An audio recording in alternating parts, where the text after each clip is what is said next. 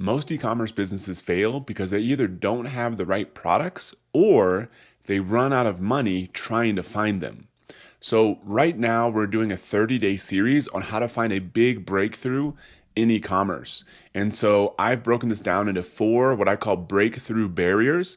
These are almost like a checklist you can use that if your e-commerce business is stuck or if you're looking to build one, you can figure out how to find the biggest leverage point in your company to unlock huge growth. And so breakthrough barrier number 1 is the market. You got to make sure you're in the right market. So we've covered most of that so far. Breakthrough barrier number 2 is your merchandise or products. We're in that section right now. Next up, we're going to talk about breakthrough barrier number 3, which is marketing. And then lastly, manager, which is you, the person running the business. So I recommend starting with making sure you're in the right market, you've got the right products, or doing the right marketing.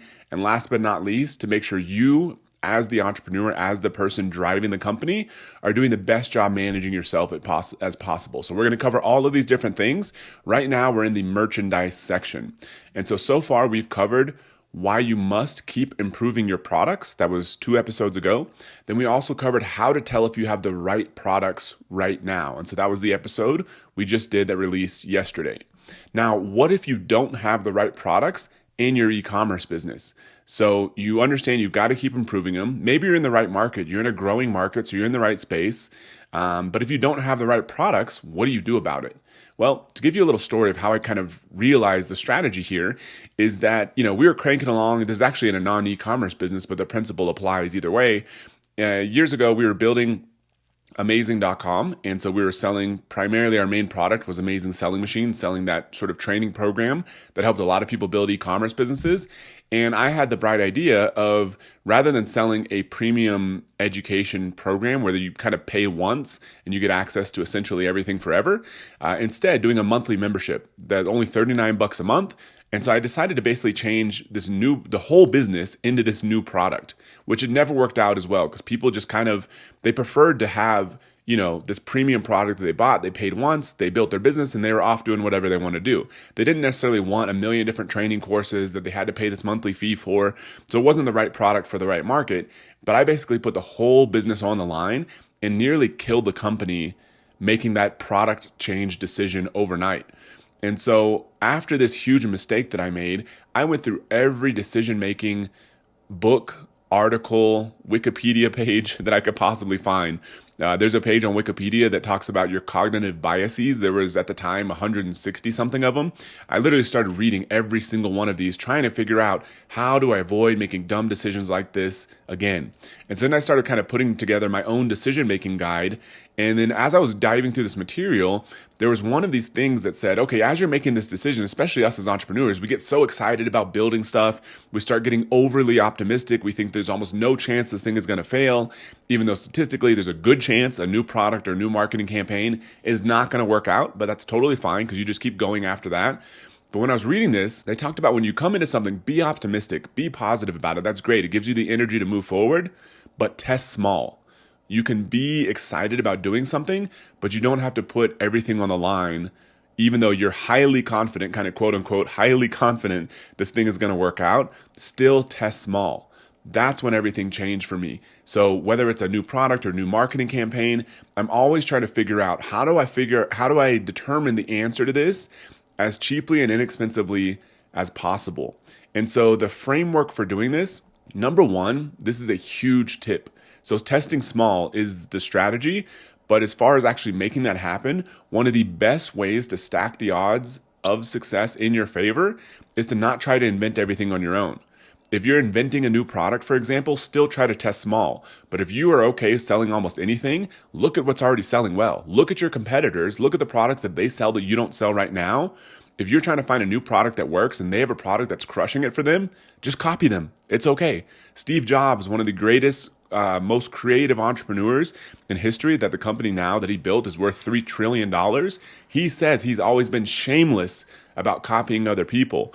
You don't have to copy their branding, take any of their trademark material, do any of that kind of stuff that would get you in legal issues. But if they have a product that's in your category, that's not protected by any patents or anything, that you can copy, do that. That's a good starting point for your business. Then number 2, test with as little money as possible. And so If you can find the answer to whether this product is going to work for $1,000 rather than $100,000, choose the cheaper option. You can always get more inventory later. The biggest mistake you can make is overcommitting, and all you're doing is trying to find out, do people actually want this product? Because as many products as I've tried to sell, as many marketing campaigns as I've tried to run, I never know what's going to happen with a new product until I put it out there and try to actually sell it. That's what really lets you know if you're onto something. So test with as little money as possible. Third, double down on stuff that works. So if you find a product that's working and you run out of inventory, fantastic. Buy more inventory. Slowly scale up from there. And then 4, if it doesn't work, perfect. Cut it out. Then that small bet that you placed didn't pan out, and that lets you have the money to invest in more bets. The more bets you can place, the more likely you're to hit a big winner. But if you blow all of your budget on one single test or one single product, and if that doesn't work, you're out of business, chances are you're probably going to be out of business. So then step number 1, clone others if possible. See what's working for other people and do that. Number 2, test with as little money as possible. Number 3, double down on the things that work. 4, cut the stuff that doesn't work. And then 5, just keep repeating this process, basically forever. Even if you end up with a bunch of big winners, you're going to want more winners. And so you're going to keep repeating this process kind of forever. So today with our e-commerce business, Lifeboost, we will still test as small as possible with every new product that we release. Our goal is to not have to spend more than about $5,000 to launch a new product. If it costs more than that for us to launch a new product, it's probably too risky. And we do, about $40 million a year in sales right now. We still want to play small tests when it comes to adding new products. Now, one question to kind of wrap up is why add new products to an existing brand versus start a new brand? The reason is because it's way more efficient. If you have an existing brand and you're like, okay, I want to try out this new product, you can sell anything you want. But some cases, if it's a complete deviation from your current brand, then you're probably going to have to create new brand assets, new logo, new social media, new email accounts, new website, all that kind of stuff that takes a lot of time and effort just to find out if a new product works. But if you've gone through this process with us in this 30-day series and you've already found that you're in a good market, well, if you're in a good market, then you don't necessarily need to jump into a new market. You just need to find a better product within that market. And so it's going to be way more efficient if you expand your existing brand that you've already put a lot of time and effort into versus trying to come up with a completely new product in a completely new market that doesn't fit your brand at all. So when in doubt, try to stick within your existing brand and expand from there.